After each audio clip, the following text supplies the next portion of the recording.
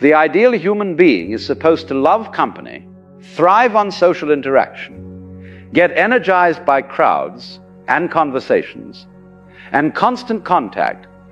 We're told that if you don't enjoy having people over, if you prefer your own company to the company of others, then something must be wrong with you. You must be broken somehow. You must need fixing. But here's the delicious irony. The people who feel most uncomfortable with visitors are often the ones who understand something profound about the nature of energy, about the architecture of the self, about the sacred quality of space. They're not running away from life, they're protecting something precious. They're honoring a truth that the constantly social, perpetually available, always entertaining crowd has completely forgotten. Your home is not just four walls and a roof. It's not just a place where you keep your furniture and sleep at night. Your home is you. It's the physical manifestation of your inner world. Every room, every corner, every quiet space is a reflection of some aspect of your psyche. And when someone enters that space, they're not just walking through a door, they're crossing a threshold into your soul itself. Think about it. When you come home after a long day of wearing your social face, playing your various roles, being the employee, the friend, the responsible adult, what is it you're really doing? You're returning to yourself. You're taking off the mask. You're letting down the guard. You're finally breathing. Your home is where you stop performing and start being. And then the doorbell rings. Suddenly, you have to put the mask back on. You have to activate what I call the social self. That version of you that knows how to make small talk, how to be pleasant, how to play the gracious host. Even in your own sanctuary, you're forced back into performance mode. Is it any wonder you resist this? Is it surprising that something in you recoils? But let's go deeper. Because the discomfort you feel about visitors isn't just about maintaining your energy or protecting your peace, though those are perfectly valid reasons. It's about something more fundamental. It's about the way you're wired at the deepest level. There are essentially two ways human beings relate to the world. Some people gain energy from the outside. They're recharged by contact, by stimulation, by the presence of others. And you put them in a room full of people, and they light up like a Christmas tree. They feed on the external. The world outside fills their tank.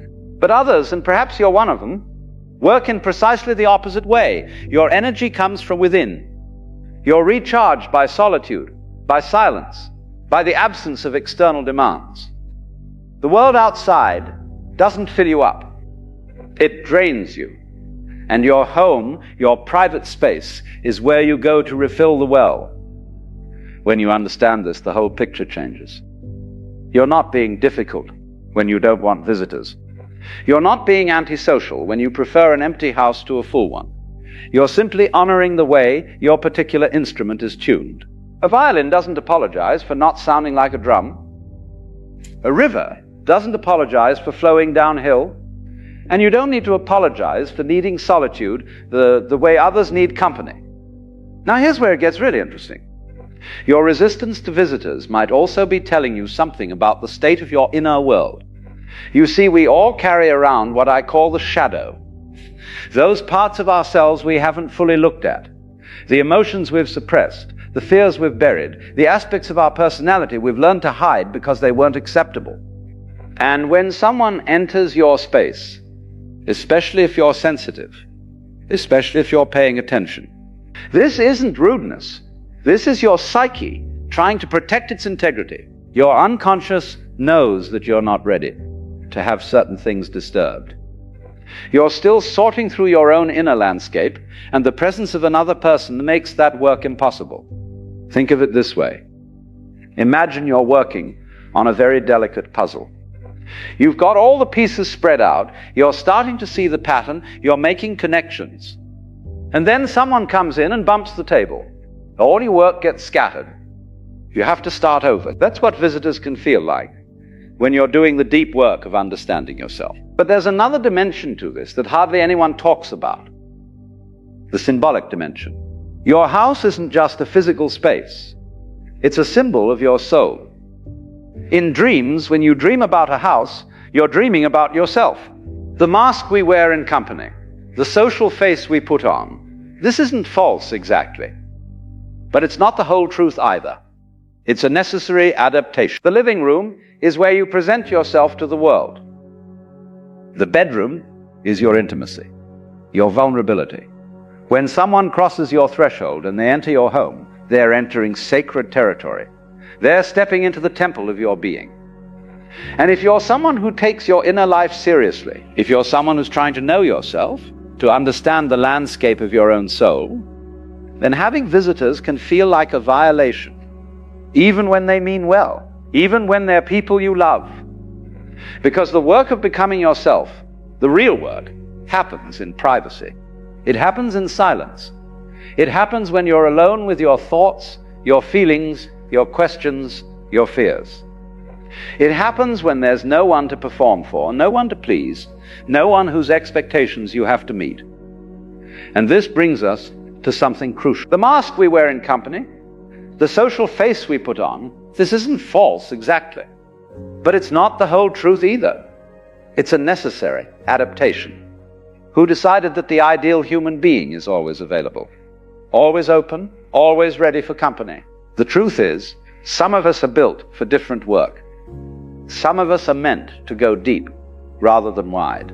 But when we wear it too long, when we wear it even in our own homes, we start to lose touch with who we really are underneath. Every time you welcome a visitor when you don't really want to, every time you smile and make conversation when what you really want is silence, every time you act friendly when your soul is crying out for solitude, you're abandoning yourself.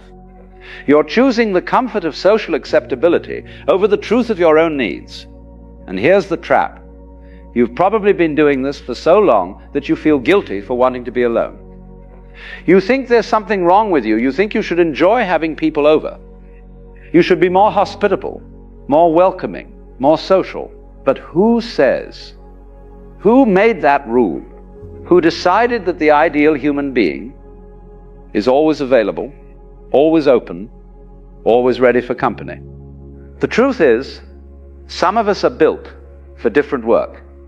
Some of us are meant to go deep rather than wide. Some of us are meant to know a few people very well rather than many people superficially.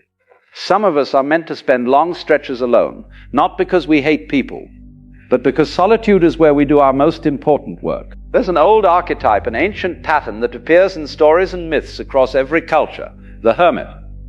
The wise person who lives alone, who retreats from society, who finds wisdom in solitude. This figure isn't a failure. This figure isn't someone who couldn't make it in the world of people. You see, we live in a time when people are drowning in constant stimulation. Everyone is always available, always connected, always responding to the demands of others. The phone rings, the messages pile up, the obligations multiply. That part of you that doesn't want visitors isn't being difficult. It's answering an ancient call. It's following a path that leads inward rather than outward. It's listening to a voice that says, be still, be quiet, be alone. Because only in that stillness can you hear what your own soul is trying to tell you. Now, I'm not suggesting you become a complete recluse. I'm not saying you should cut yourself off from all human contact and live in a cave. Balance is necessary. Connection is beautiful. Relationships matter. But what I am saying is this: your need for solitude is not a problem to be fixed. Your resistance to visitors is not a character flaw.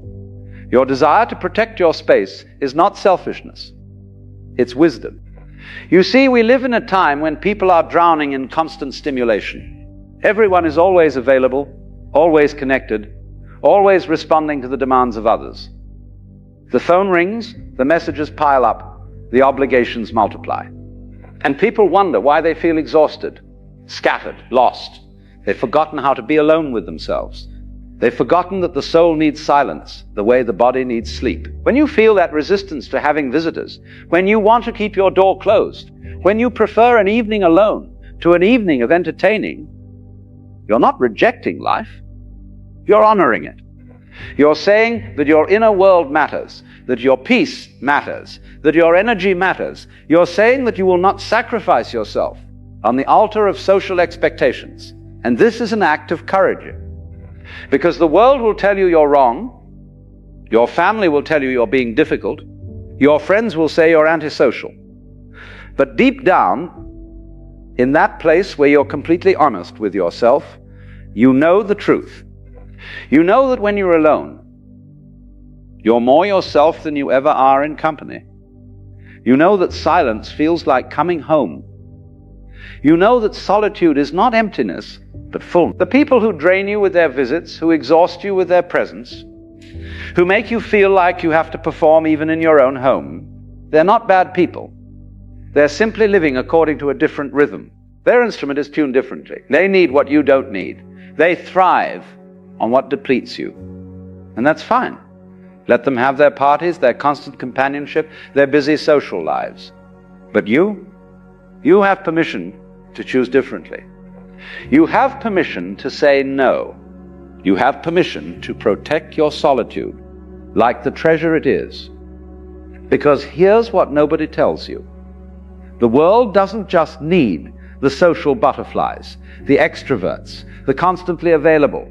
The world needs the hermits too. The world needs people who go deep, who think long thoughts, who sit with difficult questions, who aren't distracted by the constant noise of social obligation. The world needs people who know how to be alone without being lonely, who can find richness in silence, who can sit in an empty room and discover that the room is actually full. Your discomfort with visitors is pointing you toward your true nature. It's showing you that you're not meant to live on the surface, skimming along from one social interaction to the next. You're meant to dive deep. Don't call yourself antisocial, or difficult, or broken. Listen to what that resistance is telling you. It's telling you that you need to protect your inner world. It's telling you that your energy is precious. And when you honor this, when you stop fighting against your own nature, when you stop feeling guilty for wanting to be alone, something remarkable happens. You become more authentic. You become more present. When you do choose to be with others, you're truly there, not scattered, not depleted, not wishing you were somewhere else. You can give from a full cup instead of an empty one. But to fill that cup, you need silence. You need space. You need your home to be a sanctuary, not a stage. You need time when no one is asking anything of you, when no mask is required, when you can simply be. So the next time someone wants to visit and you feel that familiar resistance rising up, don't judge it. Don't call yourself antisocial or difficult or broken. Listen to what that resistance is telling you. It's telling you that you need to protect your inner world. It's telling you that your energy is precious. It's telling you that solitude is not selfish, but sacred. You are not obligated to open your door every time someone knocks. You are not required to be available, accommodating, perpetually welcoming. You are allowed to keep your space for yourself. You are allowed to say, not today, not now, maybe not ever. And anyone who truly cares about you will understand. Anyone who respects you will honor your boundaries. Anyone who sees your worth will not demand that you sacrifice your peace for their comfort. Your home is your temple. Your solitude is your practice. Your silence is your teacher. And the part of you that doesn't want visitors is not a problem. It's a guide. It's showing you the way home to yourself. So close the door if you need to. Turn off the lights. Let the phone ring. Sit in the quiet. Listen to the sound of your own breathing. Feel the weight of your body in the chair. Notice what arises when there's no one to perform for, no one to please, no one whose needs come before your own. This is where you find yourself. This is where you become whole. This is where the real work happens, and it can only happen alone. The world outside will always be there, clamoring for your attention, demanding your presence, wanting a piece of you. But the world inside your world, the landscape of your own soul, That requires protection. That requires boundaries. That requires you to sometimes, often, say no to the outside so you can say yes to the inside. This is not escape. This is not avoidance. This is not fear. This is returning to the source. This is remembering who you are when you're not trying to be someone for someone else. This is the sacred work of becoming yourself. And if that means fewer visitors, less entertaining, more evenings alone, then so be it. Because in the end, you have to live with yourself far more than you have to live with anyone else. You are simply someone who knows that the most important relationship you'll ever have is the one with yourself. And that relationship requires time, space, and silence to grow. Your home is not a public space. The more comfortable you become with solitude, the more genuinely you can connect with others. The more you honor your need for silence, the more present you can be when you do speak. So the next time you feel that tightness when the doorbell rings, that resistance when someone wants to visit, don't apologize, don't explain, don't justify. Simply honor what you know to be true. You're showing up as you truly are, full, grounded, clear, and that kind of presence is rare. That kind of authenticity is precious. So trust the part of you that doesn't want visitors. Trust the wisdom of your resistance. Trust that your need for solitude is pointing you towards something essential about who you are and what you need to thrive. You are not broken. You are not difficult. You are not wrong. You are simply someone who knows that the most important relationship you'll ever have is the one with yourself. And that relationship requires time, space, and silence to grow. Your home is not a public space. Your energy is not communal property. Your time is not there for the taking. These things belong to you, and you have every right to protect them. So the next time you feel that tightness when the doorbell rings, that resistance when someone wants to visit, don't apologize, don't explain, don't justify. Simply honor what you know to be true. Sometimes the kindest thing you can do for yourself is close the door, turn the lock, and sit in the silence of your own company. Because that's where you're most at home. That's where you're most yourself. That's where you remember what matters. And what matters is not how many people you entertain, how social you appear, how available you make yourself. What matters is whether you're true to your own nature, whether you honor your own needs, whether you protect the space where your soul can breathe. The hermit with the lantern walking alone through the night, he's not lost. He's finding his way, and the light he carries isn't borrowed from anyone else. It's the light of his own understanding, discovered in solitude, nurtured in silence, protected from the wind. That light lives in you too. And sometimes, often, it can only shine when you're alone.